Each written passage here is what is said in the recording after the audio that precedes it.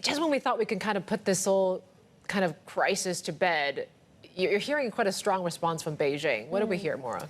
I mean, even though sort of accusations around more balloons seem to have halted, the actual sort of geopolitical fallout and quite how both the US and Beijing are going to manage this publicly still seems to be rolling on.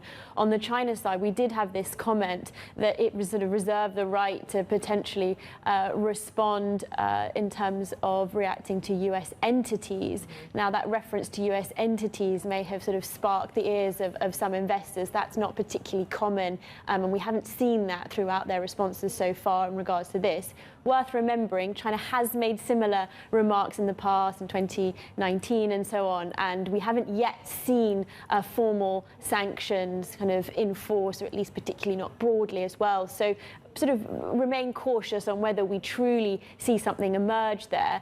They have continued to talk, however, about these US balloons flying over parts of Xinjiang, Tibet, and so on. So, as you say, they're still pursuing this narrative. And Biden, too, now, we have a source telling us that he may also be preparing to give his first sort of official public remarks on the balloon, speaking to an American audience, likely trying to assuage concerns about the surveillance program, but also trying to reassure them that this isn't going to lead to a conflict with China. But nonetheless, both Beijing and DC continuing to perpetuate and figure out their response to this narrative.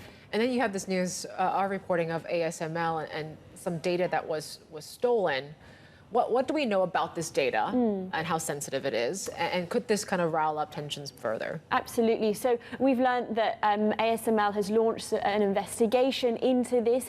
It seems that it's about targeting technology rather than specifically a theft of hardware itself. And it was taken place by a China-based employee. Now, it's the second time we've seen an incident like this in less than a year.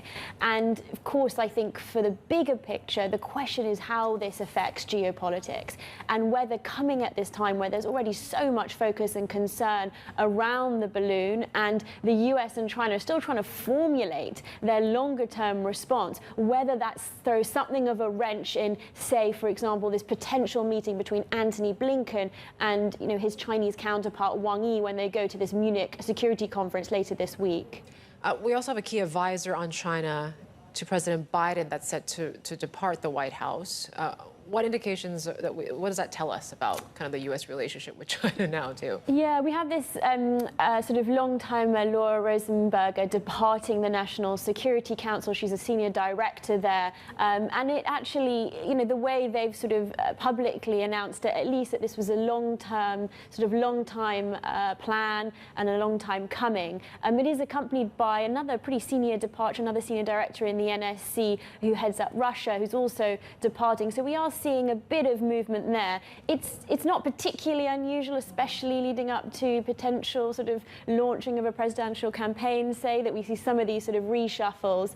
But clearly, this is a moment for the Biden administration in particular to be really thinking about what kind of agenda they're going to be setting forward for the next few years.